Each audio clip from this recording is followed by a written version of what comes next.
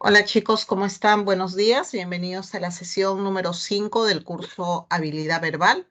El día de hoy vamos a ver jerarquía textual, coherencia y cohesión. La primera parte, jerarquía textual, lo vamos a ver en la separata. Y acá en la diapositiva vamos a ir avanzando en torno a coherencia y cohesión. Pues bien, respecto a coherencia textual. La coherencia constituye características esenciales que no solo permiten conformar un texto, sino que influyen directamente en su comprensión. Hay tres aspectos interrelacionados que nos permiten comprender la coherencia. En primer lugar, tenemos la iteración de una misma temática o tópico que permite relacionar el contenido total del texto. Estamos hablando del eje temático, que funciona con el concepto de jerarquía, tema central, idea principal. La consistencia semántica que posee las diferentes ideas entre sí, entre otras palabras, la inexistencia de conflictos entre las ideas vertidas en el texto. Por último, la progresión temática que se desarrolla en un texto en función del eje temático mismo.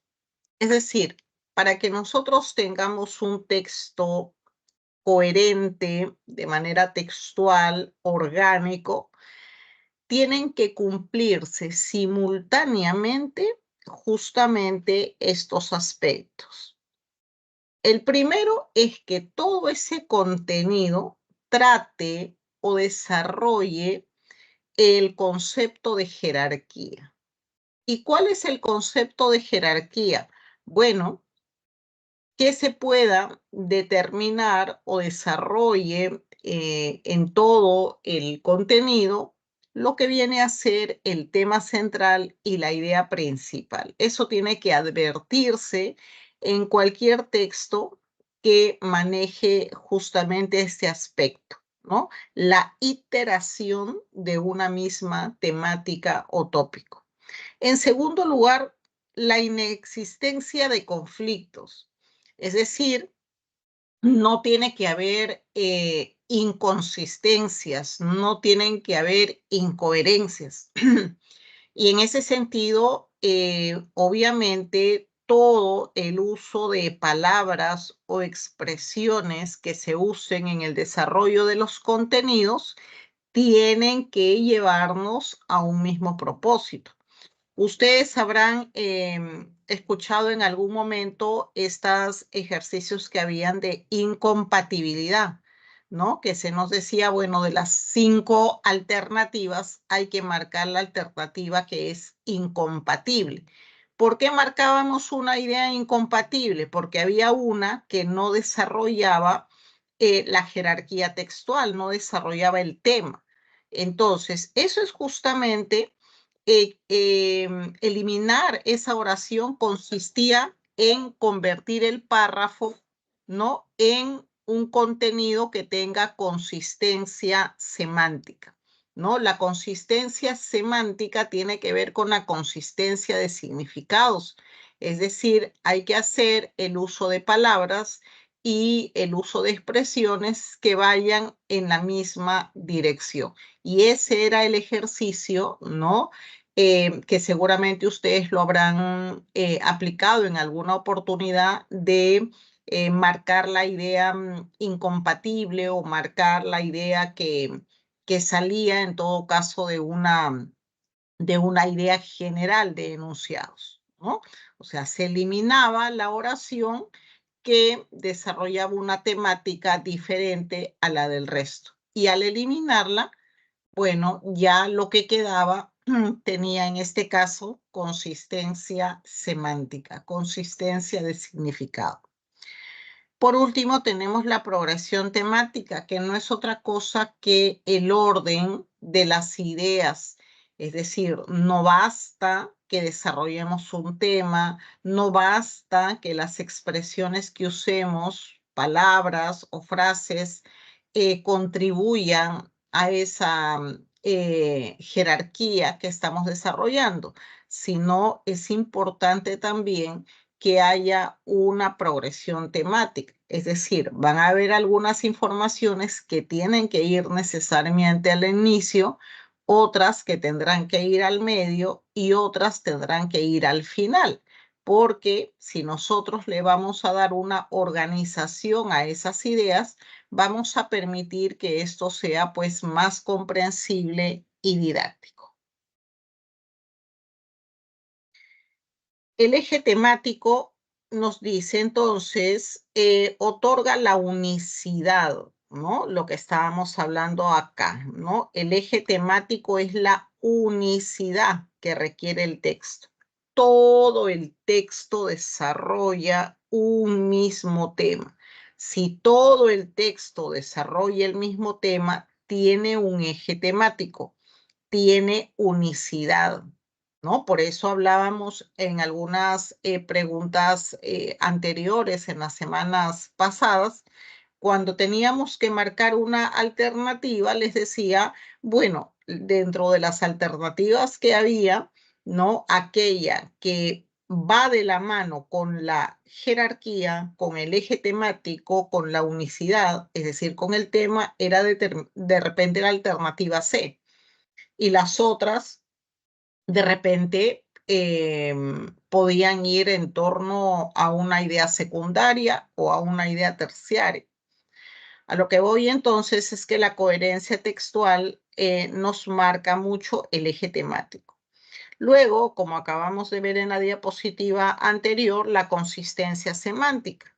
Bueno, la consistencia semántica se refleja por una serie de lineamientos que buscan transmitir conocimientos y de no seguirlos nos llevarían pues a la falta de entendimiento. Es decir, tenemos que usar las palabras, las frases precisas, exactas, para que los lectores vayan en línea con lo que nosotros queremos expresarles. Y por último, la progresión temática. Bueno, como había indicado hace un momento, no basta cumplir los dos requisitos anteriores. Es necesario, ¿no? Fíjense esa escalera que se va subiendo, que una información vaya primera, otra segunda, hasta llegar al último escalón, porque solamente así ya vamos a darle una organización que permita la comprensión. Muy bien, entonces vamos a ver en este ejercicio que tienen acá, que me identifiquen cuáles vendrían a ser las palabras que quiebren la coherencia textual en el texto. A ver, chicos, son 3 palabras, ¿sí? Que quiebran la coherencia textual del texto. A ver, por favor, si las identificamos. Leemos.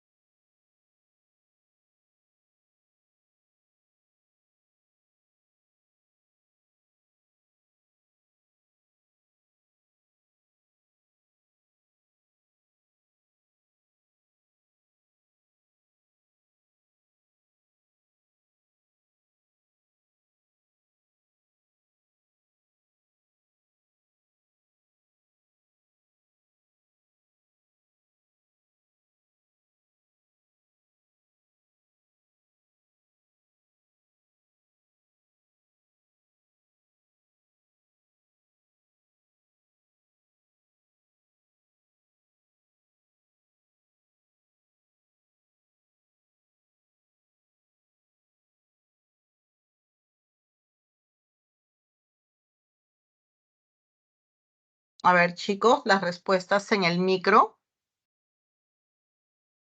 Tenemos acá, efectivamente, la primera palabra que quiebra la coherencia textual es incompetente, ¿no? Es decir, estamos siguiendo la hilación, ¿no? Nos dice, uno de los animales de los que mejor conocemos su etograma es el perro. El hombre, por su propia intuición, es capaz de reconocer gestos y vocalizaciones de estos cánidos. Mientras que las personas pueden tener la habilidad de detectar que un perro está en una posición amenazante, el etólogo es incompetente en reconocer el por qué ese perro se muestra agresivo. Obviamente que la palabra que quiebra la idea sería incompetente, ¿no?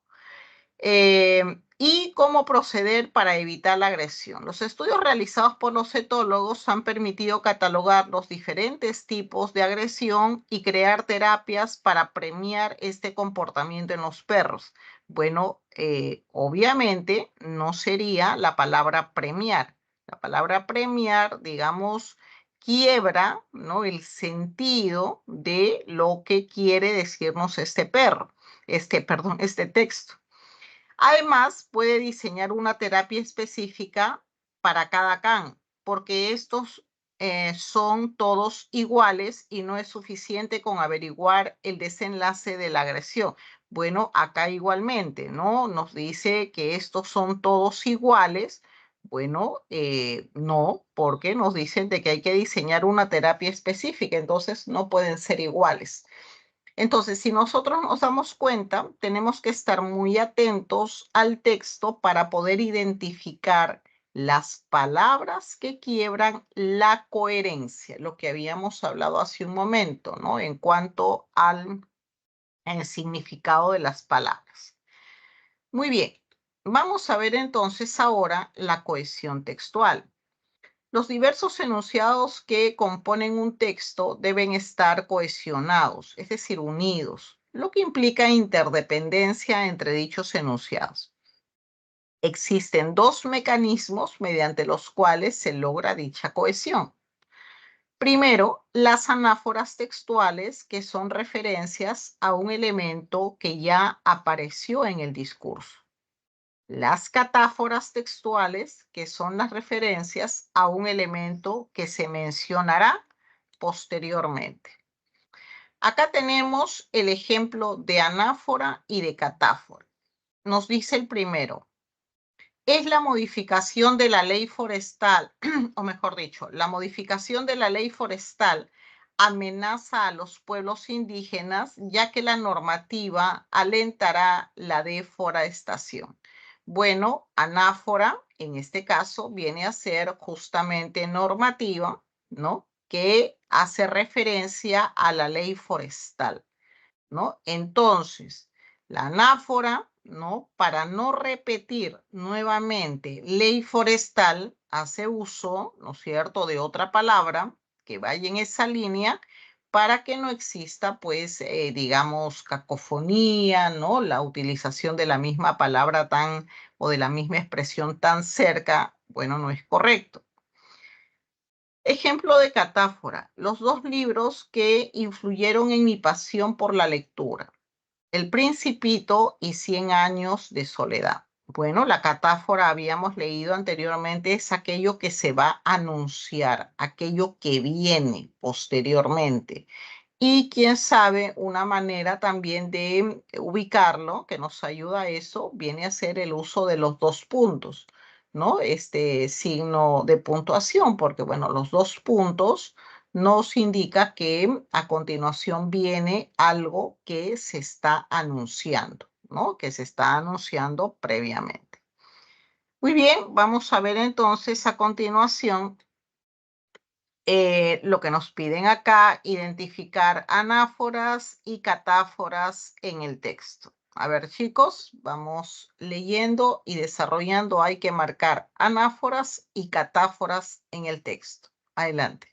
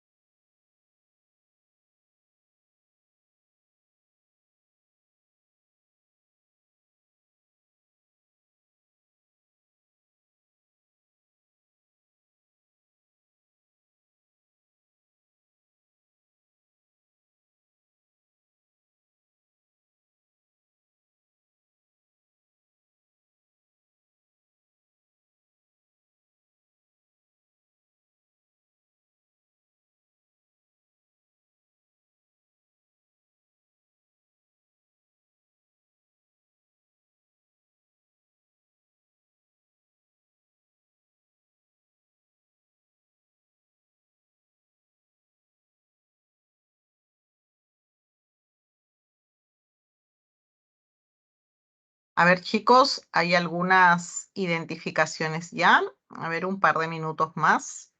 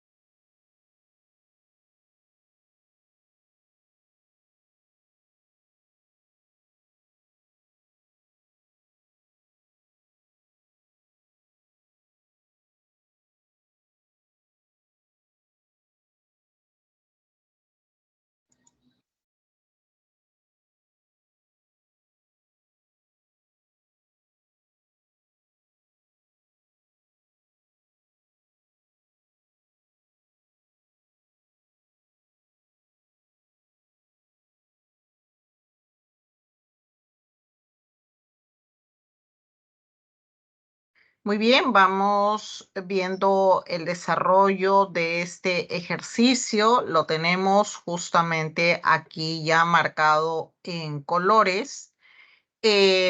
Bueno, acá nosotros estamos viendo ya la identificación tanto en rojo como en verde para que puedan ustedes tomar nota tanto de anáforas como catáforas, ¿no es cierto?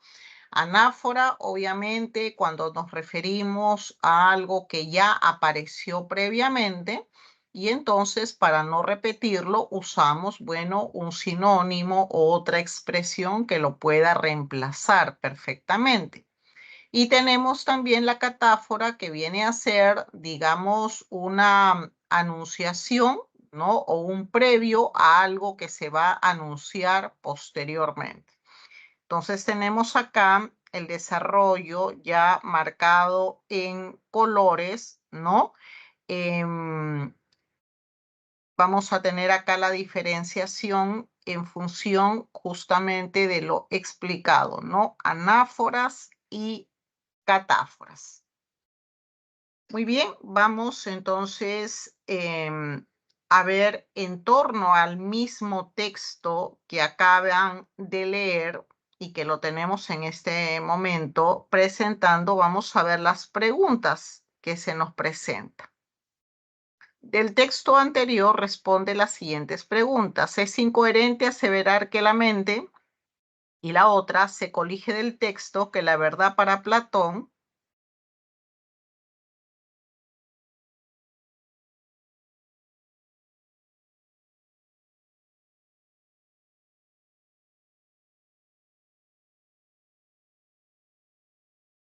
A ver las respuestas en el micro.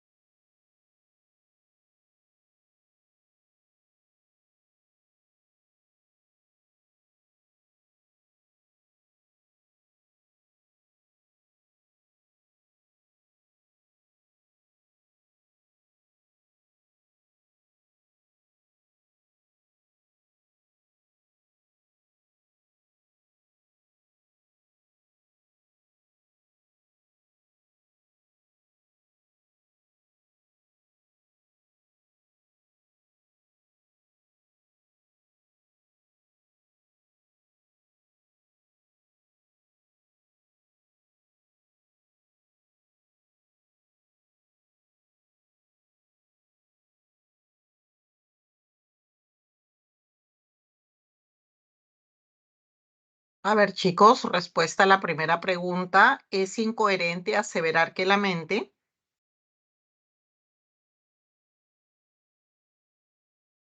La B, Ok, reencarna y muere. muy bien. Alternativa B. Reencarna inmortalmente en una forma corpórea. Perfecto. Siguiente pregunta. ¿Se colige del texto que la verdad para Platón?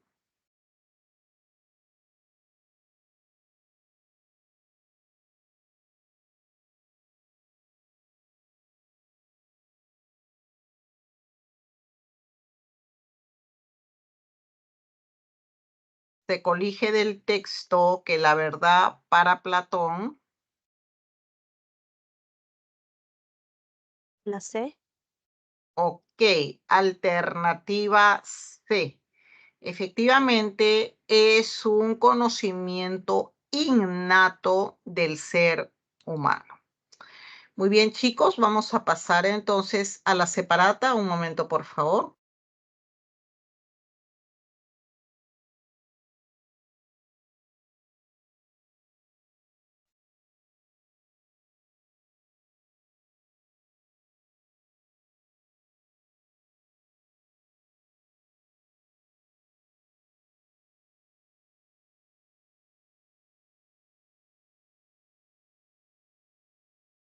Ok, chicos, muy bien. Vamos a ver entonces ahora aquí en la separata jerarquía textual y ya ahora ingresando específicamente a la tipología de preguntas.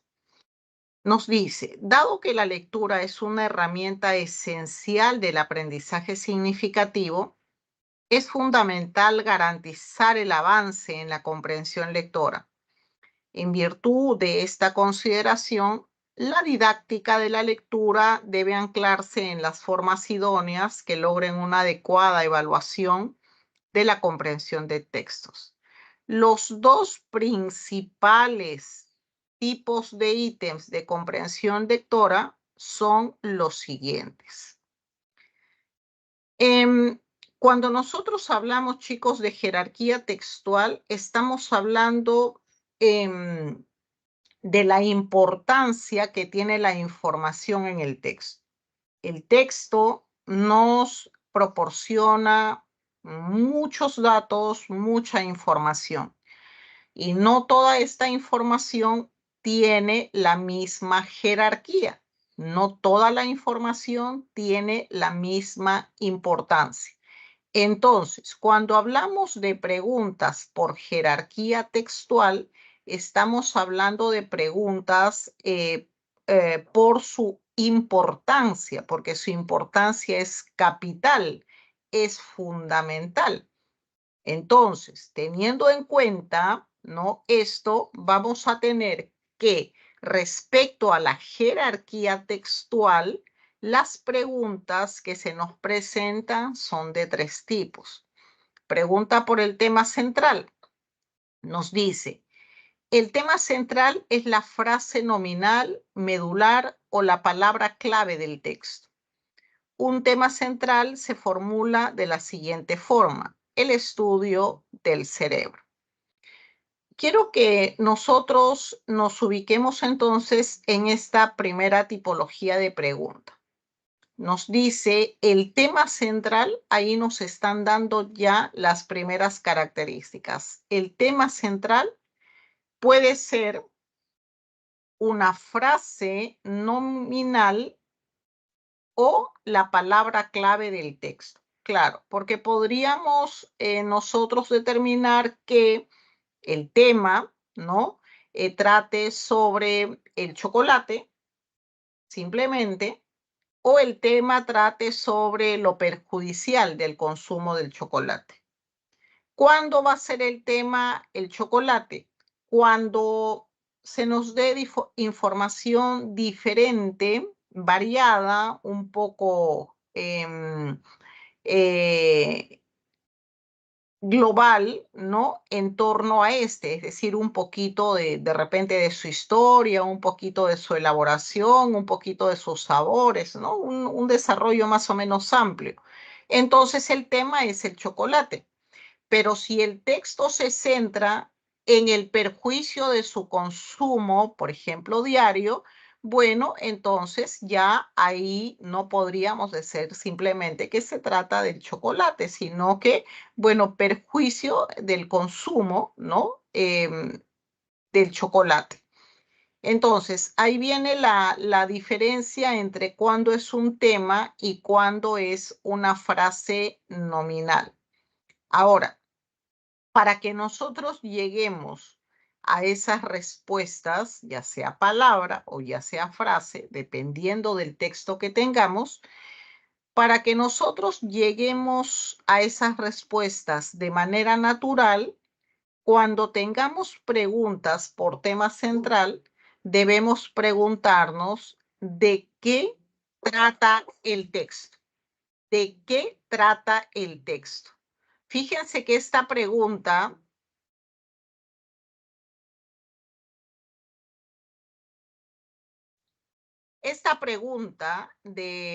que la formulamos de esa manera, ¿de qué trata el texto? Nos va a llevar a una respuesta macro, a una respuesta general, que finalmente, como hemos visto hace un momento, o va a ser una palabra o va a ser una frase nominal. Entonces, fíjense, repito, la idea es que lleguemos a esta respuesta de manera natural. Entonces, cada vez que tengamos pregunta por tema, reemplacemos por la pregunta de qué trata el texto. Y esa pregunta de qué trata el texto nos va a llevar, obviamente, a la respuesta. Y esa respuesta es macro, no es, digamos, específica. Todavía no nos da el contenido esencial, nos da el tema. Y ojo, que dentro de lo que acabamos de leer nos están dando dos características que va a tener el tema central. Puede ser una palabra o puede ser una frase nominal. En nuestro caso, ¿no? Para efectos de los ejercicios en la del examen, difícil que aparezca una palabra, ¿no? Porque, bueno, sería muy fácil en todo caso su identificación. Lo que encontramos generalmente son frases nominales, ¿no? Como respuestas a un contenido. Muy bien, pasamos a la siguiente, pregunta por idea principal. La idea principal es el enunciado que tiene más jerarquía cognitiva en el texto. Está profundamente relacionada con el tema central. Por ejemplo, si el tema central es el estudio del cerebro, la idea principal se enuncia así. El estudio del cerebro ha tenido un desarrollo vertiginoso desde la última década del siglo pasado. Muy bien, entonces, un aspecto importante acá que hay que referir es que para que nosotros hallemos la idea principal, necesariamente tenemos que haber identificado cuál es el tema central. ¿Por qué? Porque la idea principal no es otra cosa que lo que se dice del tema central. La idea principal es lo que se dice del tema central. Por eso, fíjense acá, si arriba habíamos identificado, lo voy a marcar en celeste, ¿no? El estudio del cerebro como tema central, fíjense cómo podemos hallar la idea principal, ¿no? Que lo estoy subrayando en este caso. La idea principal, hemos dicho, consiste en decir algo más específico del tema, es decir, qué se dice del tema. Así como para la pregunta por tema central nos preguntamos de qué trata el texto, para la pregunta por idea principal preguntémonos qué se dice del tema central. Y fíjense, la respuesta cae por sí sola. ¿Qué se dice del tema central? ¿Qué se dice del estudio del cerebro? Bueno, el estudio del cerebro ha tenido un desarrollo vertiginoso desde la última década del siglo pasado. Ahí tenemos. Lo que está en rojo es lo que se dice del tema. En otras palabras, lo que está en rojo es la idea principal. Y como ustedes ven, la idea principal contiene al tema, porque la idea principal es lo que se dice del tema. Por eso habíamos dicho hace un momento, yo no puedo hallar la idea principal si previamente no he identificado el tema, por la sencilla razón que la idea principal, bueno, es lo que se dice del tema. Lo ven acá claramente en el ejercicio. ¿Ok? Ahora, así como nosotros nos preguntamos entonces para la idea principal, ¿qué se dice del tema central? Vamos a tener también algunas características en su respuesta. La idea principal responde a un enunciado o a una oración. Ojo, tema central es una frase nominal, porque hemos dicho que palabra, difícil que venga, ¿no? Sería muy fácil. Frase nominal. Respuesta para la pregunta por idea principal va a ser un enunciado o una oración. Ya ahí nosotros tenemos una diferencia que nos va a permitir también, pues, identificar, ¿no? Es decir, la pregunta por idea principal nos va a llevar como respuesta, ¿no? O un contenido que responda a una oración o un enunciado. Pregunta por el resumen o la síntesis del texto. El resumen o la síntesis del texto es la formulación de la idea central más un compendio breve del contenido global del texto. Entonces, fíjense, acá tenemos nosotros prácticamente identificado la fórmula. Para identificar el resumen debemos tener una fórmula. Y la fórmula es idea central o idea principal, nos dice más un compendio breve del contenido global del texto. Acá nos están indicando entonces cuál es la fórmula, ¿no? ¿Cuál es la fórmula del, cuál vendría a ser la fórmula para identificar el resumen? ¿Mm? Ahí tenemos un compendio breve global del texto. Es decir,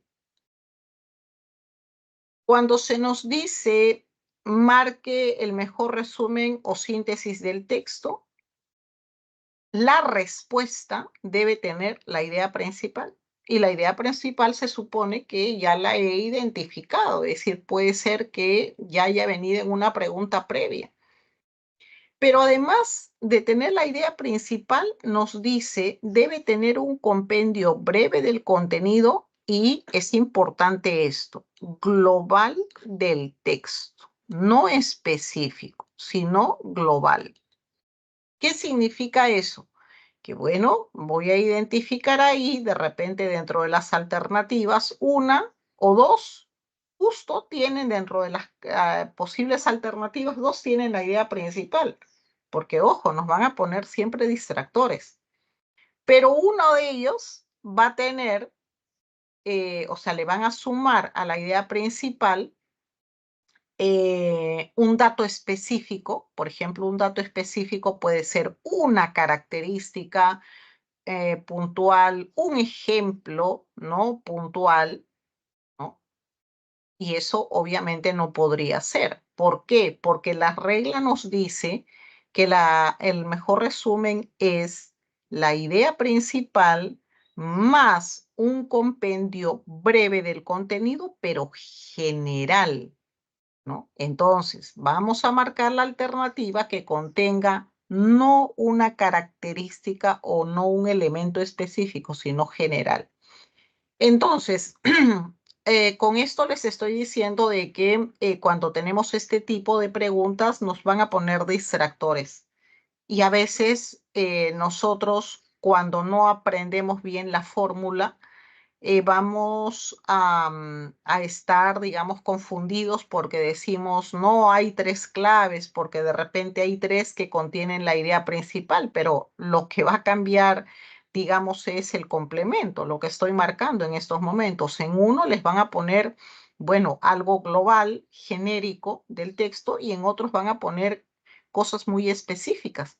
Entonces, obviamente que de las tres posibles alternativas que nosotros hemos estado viendo y que decimos no hay error, ¿no? O sea, decimos hay un error de repente en la formulación. No, acá la clave es que esa información secundaria o esa información, mejor dicho, compendio a la idea central, sea pues algo general, algo global. Entonces, automáticamente vamos a marcar esa clave y las otras dos simplemente son distractores. Entonces, ustedes se están dando cuenta acá que para marcar o para poder desarrollar bien el resumen, necesariamente tengo que haber hallado la idea principal, ¿no? O sea, yo no puedo ir a una respuesta por resumen si no he hallado la idea principal. ¿Por qué? Porque la fórmula nos dice eso. Idea principal más un complemento general del texto. Entonces, para hallar el resumen, tengo que haber identificado la idea principal.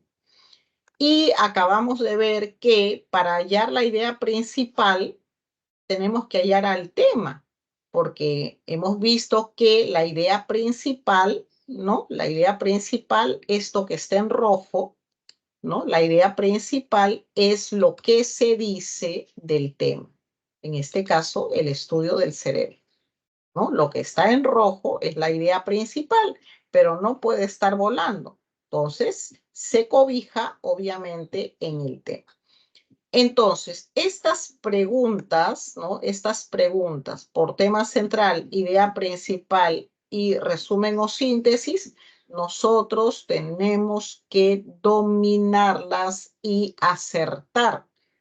Es más, esto nos va a permitir una evaluación vertical. De repente voy a un texto y tengo pregunta por tema, pregunta por idea y pregunta por resumen. Bueno, esto va a ser maravilloso en el sentido de que, bueno, al poder tener esta información, ¿no es cierto? Estas propuestas, podemos también nosotros tener claro, ¿no es cierto?, cuál viene a ser la secuencia o la relación, ¿no? Entonces, si yo ya marqué las respuestas, bueno, las valido porque están relacionadas, ¿no? Fíjense, el tema va a estar acá en la idea principal y la idea principal va a estar acá en el resumen, ¿no? Entonces, yo ya terminé de marcar qué es lo que se hace, una evaluación. A ver, tema, idea, y a veces eso, ¿no? Haciendo esa evaluación, nos va a permitir a nosotros, bueno, corregir también, ¿no? De repente me doy cuenta que me equivoqué en algo, pero están íntimamente relacionados. Pero más allá de estar íntimamente relacionados, ¿sí? Tema e idea principal, como les he venido repitiendo en las semanas previas, cuando todavía no ingresamos al tema concreto, vienen a ser la columna vertebral para el desarrollo de las otras tipologías de preguntas. Es decir, yo no voy a marcar bien una incompatibilidad, una compatibilidad, no voy a deducir, no voy a colegir de manera correcta y todas las preguntas si es que no voy a estar en el marco del tema y la idea principal. Todo gira en torno al tema, la idea principal. Por eso en algunas sesiones anteriores, por ejemplo, les habrá ocurrido, ¿no? Indicaba yo que la alternativa era C y por ahí habían marcado la A. Y la A no es que, digamos, no haya tenido que ver con el texto o sea totalmente descabellado, no, sino que de repente la A calzaba con una idea secundaria o con una idea terciaria, ¿no? Y por eso fue la alternativa C, porque la alternativa C calzaba con el tema o la idea principal. Entonces, cuando ustedes, fíjense, un consejo general, estén desarrollando un texto y se encuentren duda entre dos alternativas, entre tres alternativas, ojo, esto es regla ya general. Pregúntense cuál de estas alternativas va directamente con el tema y la idea principal. Y van a poder descartar y marcar la que es correcta. ¿Y por qué aparecen las otras? Bueno, porque son distractores, para ver si ustedes logran discriminar y aplican bien la teoría. Muy bien, vamos a pasar entonces ahora a la actividad 1. Esta actividad uno es importante porque tenemos que identificar, la vamos a elaborar y eso es muy importante. ¿No? Vamos a redactar el tema, la idea principal, ¿no? Y luego redactar también el mejor resumen del texto. Así que vamos con este ejercicio que es muy interesante. Adelante, chicos.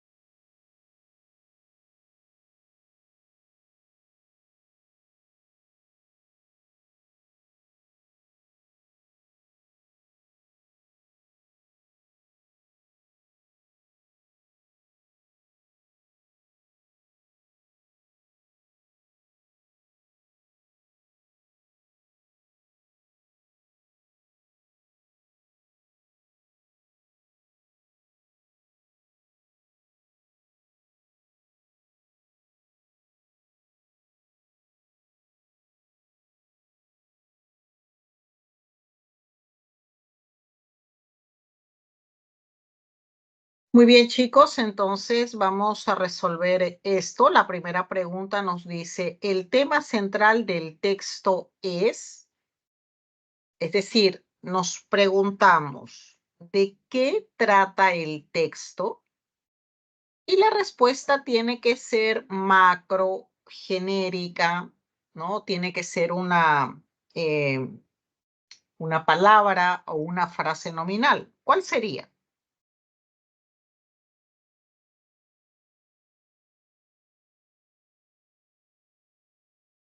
Acá vamos a tener como respuesta, ¿no? El tema central del texto es la autonomía de la psicología. De eso trata el texto, ¿no? El tema central del texto es la autonomía de la psicología. Para esta pregunta nos preguntamos, valga la redundancia, ¿no? ¿De qué trata el texto? Bueno, de la autonomía de la psicología. La siguiente pregunta nos dice, la idea principal del texto es decir, nos preguntamos, ¿qué se dice del tema central? ¿Qué se dice de la autonomía de la psicología? Entonces, la idea principal sería, bueno, la autonomía de la psicología es incorrecta, inadecuada, porque es impráctica y dualista. ¿Listo? Entonces, acá estoy construyendo absolutamente toda la oración porque la respuesta va a ser un enunciado o una oración. La idea principal del texto es, bueno, lo redactamos. La autonomía de la psicología es incorrecta porque es impráctica y dualista. Entonces ya tenemos la idea principal y vemos que la idea principal contiene el tema. Muy bien, ¿y cuál sería la mejor síntesis del texto, chicos? Que prácticamente lo sacamos ya rápido por lo que estoy mencionando. La D. De dado. Muy bien. La tesis de la autonomía de la psicología es incorrecta porque además de impráctica es dualista y cae dentro del esquema pseudocientífico. Efectivamente, acá el texto, bueno, se centra en asegurar, pues, que no es posible la independencia de la psicología, ¿no? Muy bien, ¿no? Si se declarara, pues, independiente, sería considerada pseudociencia. Muy bien, entonces ahí tenemos, chicos, más o menos la aplicación. Yo les sugiero a ustedes que aprendan bien eso. Tema central, hagan de cuenta que se pregunta de qué trata el texto. Cuando nosotros respondemos de manera natural, ¿no? En este caso, ¿de qué trata el texto? Bueno, vamos a irnos a algo general, a algo macro, ¿no? Y luego, para hallar la idea principal, preguntémonos qué se dice del tema central. Entonces se engancha automáticamente el tema con lo que se dice del tema. Y para hallar la síntesis, ya sabemos, es la idea principal más información importante pero general del texto. Si ustedes se aprenden eso y lo van aplicando y se van a ir dando cuenta, ya con eso tienen el 50% asegurado de acertar las otras preguntas. Y tienen que diferenciar bien entre tema e idea principal. Otra cosa más, ahora estamos viendo, tal como está formulado acá, que se nos pregunta pues de manera básica, ¿no? O, ¿cuál es el tema? O el tema es, en el otro caso la idea principal, en el otro caso el mejor resumen. Esto es las preguntas clásicas, o sea, nos la dicen. Una de las cosas que quiero que comiencen a identificar es cómo se puede preguntar por tema central sin decirnos tema central. ¿Cómo se puede preguntar por idea principal cuando no usan esa expresión, idea principal? Porque así vienen las preguntas y ustedes tienen que ir dándose cuenta y para acertar, yo les sugiero comiencen a clasificarlas, porque ojo, acá no basta, chicos, saber, ay, qué facilito, el tema es esto, la idea principal es esto y listo, y voy a sacarme 20 en el examen. No es así.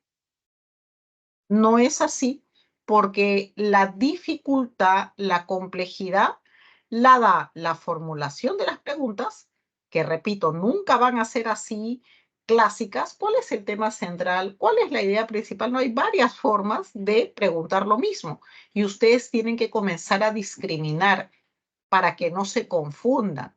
Tiene que haber claridad en relación a qué es el tema y qué es la idea principal y cuáles son las formas de preguntar por tema central y cuáles son las formas de preguntar por idea principal sin que se maneje este esquema clásico.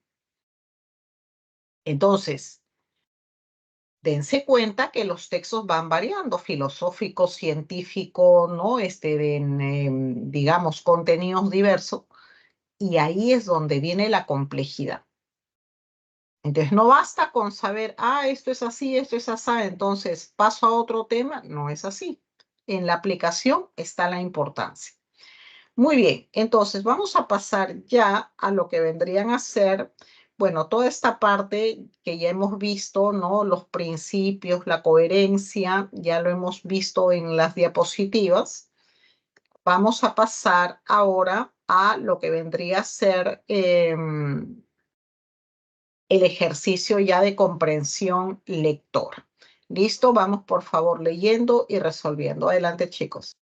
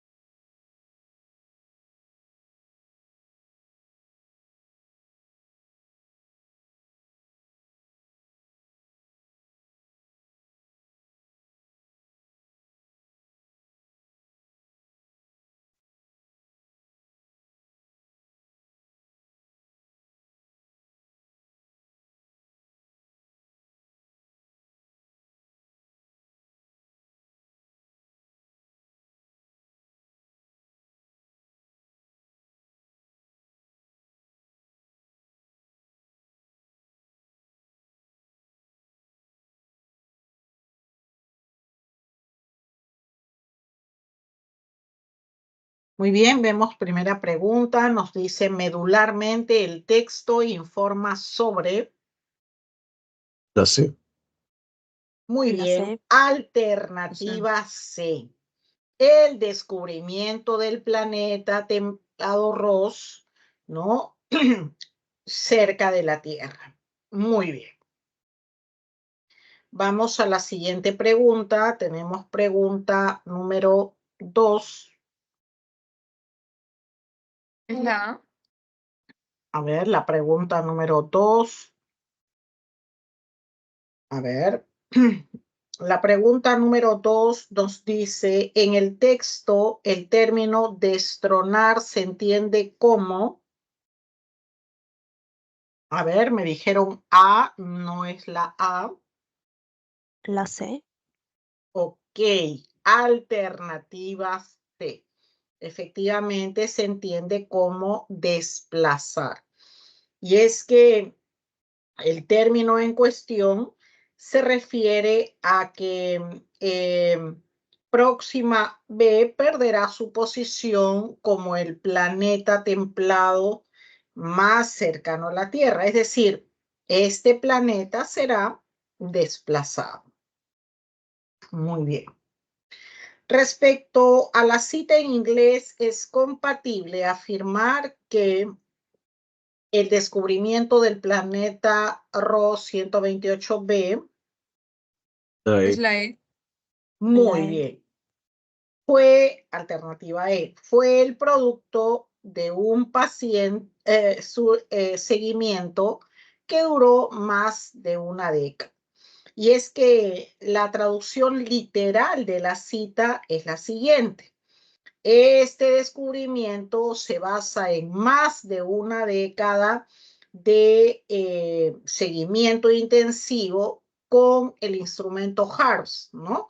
Junto con reducción de datos y técnicas de análisis de última tecnología.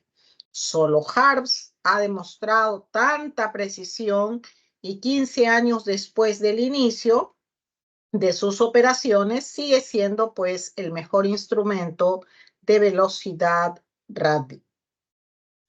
Muy bien. Pregunta número 4. En relación con ROS 128, ¿es La B. válido deducir que? La B. A ver, no entendí. Bueno, no es bueno. La C. No.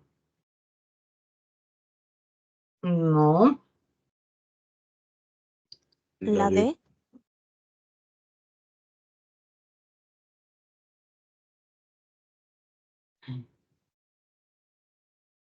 Es la A. Ok, alternativa A sería. La posibilidad de que cobije vida depende de la tranquilidad que se le adjudica. Fíjense, ahí según el texto nos dice, parece que Ross 128 es una estrella tranquila, de manera que sus planetas podrían ser devorada, conocida, más cercana para albergar vida. Es decir, esa raíz de esta tranquilidad, ¿no? Atribuida, que podría pues entenderse como que podría cobijar formas de vida. Por eso tenemos alternativa A. En la pregunta 5, si ROS 128 se mantuviera inmutable en su posición actual en el cosmos, entonces. La D. Muy bien, dado. Próxima vez seguiría siendo el exoplaneta más cercano a la Tierra en el futuro. Y es que el acercamiento de Ross 128 al sistema solar provocaría pues que Próxima B pierda su posición como el explaneta más cercano a la Tierra. Muy bien, chicos, vamos rápidamente. Texto B en la sección, texto 1, sección B. Adelante.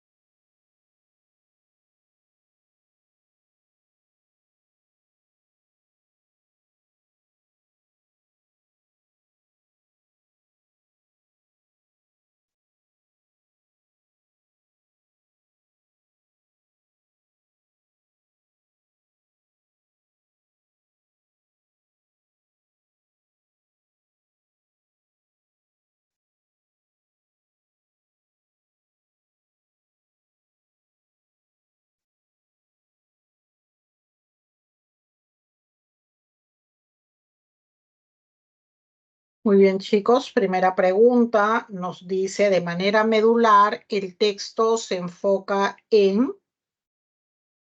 La C. Muy bien, explicar en qué consiste la ilusión óptica. Muy bien. Pregunta 2. El término desentrañar implica semánticamente... La A. La C. La C. La Ok, sería alternativa.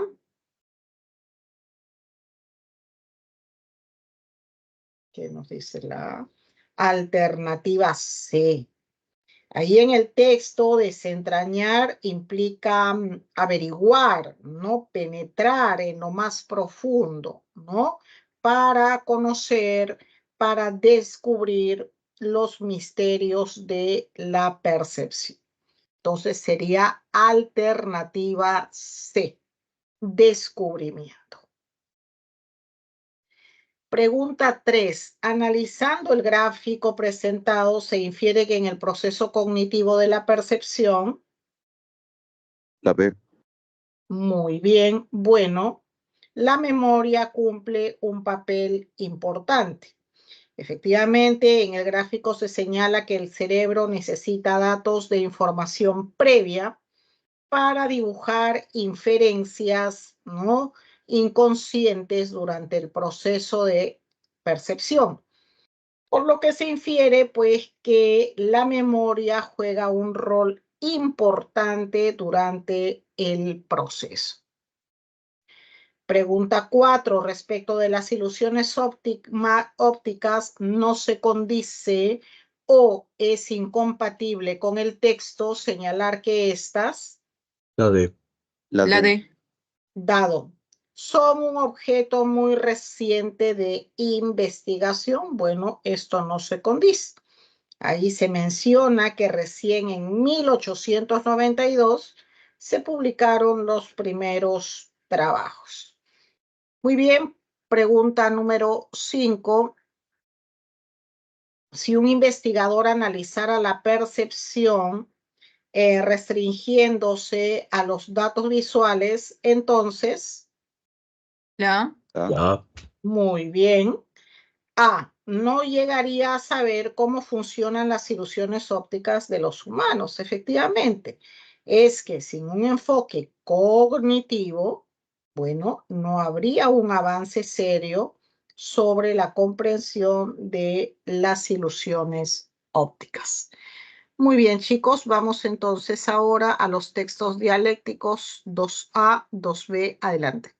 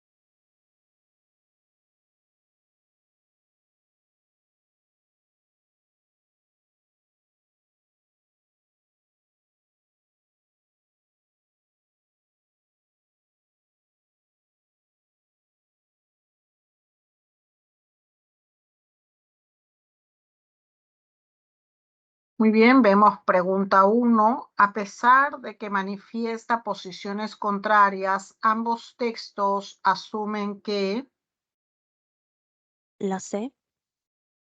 bien, C, La C.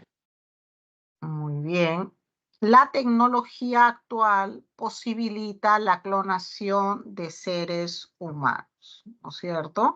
En ambos casos se asume pues que en este caso, estamos, un momentito por favor.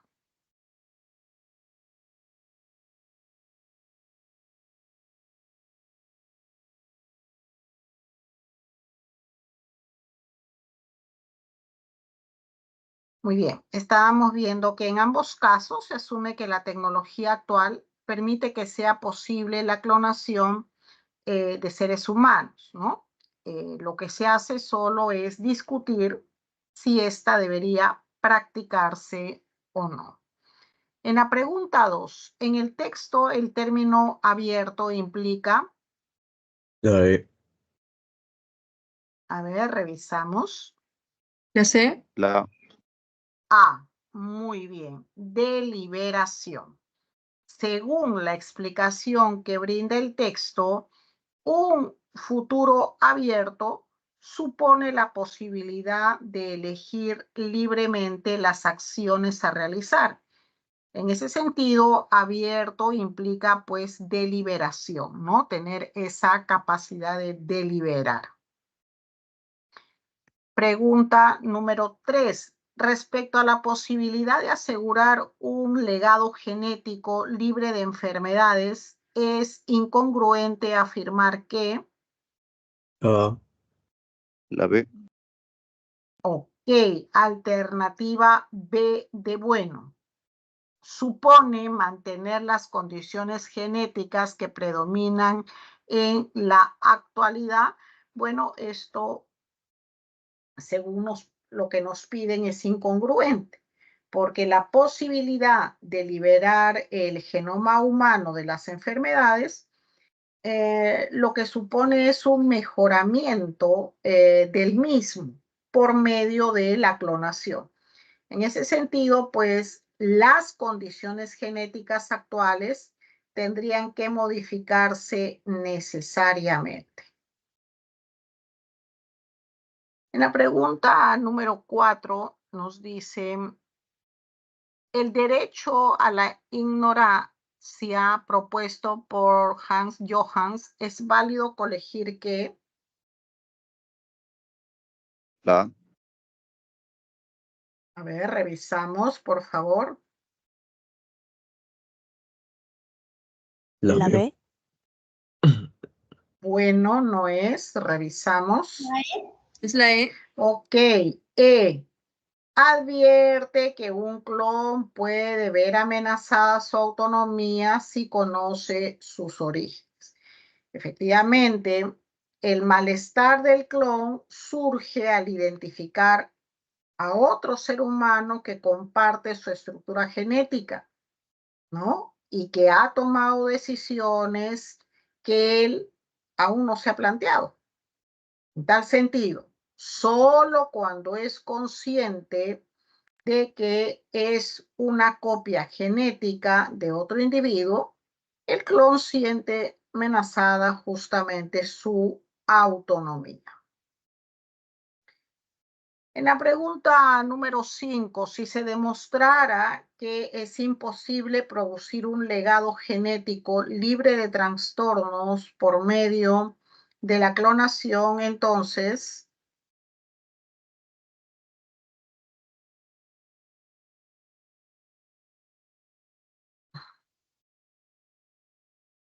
La A. a ver, revisamos. La B. La D. Ok, dado. Sostener que esta tecnología devendrá en un imperativo será pues implausible, sería implausible, inviable. Y es que en la línea argumentativa propuesta en el texto B, la posibilidad de asegurar un legado genético desembarazado de todo tipo de malestar provocará finalmente, tarde o temprano, la existencia inexcusable de emplear la clonación como recurso sanitario. Por eso tenemos alternativa de dado. Muy bien, y vamos a continuación con el texto C de la separata, el texto 1 de la separata C. Bueno, vemos que ahí ya estamos contra el tiempo. A ver, vamos a pasar, por favor, rápidamente en este texto en inglés, Passage 1, separata C. Vamos a ver, por favor, rápidamente las claves. Para la pregunta 1, respuesta dado. Luego tenemos para la pregunta número 2, respuesta casa.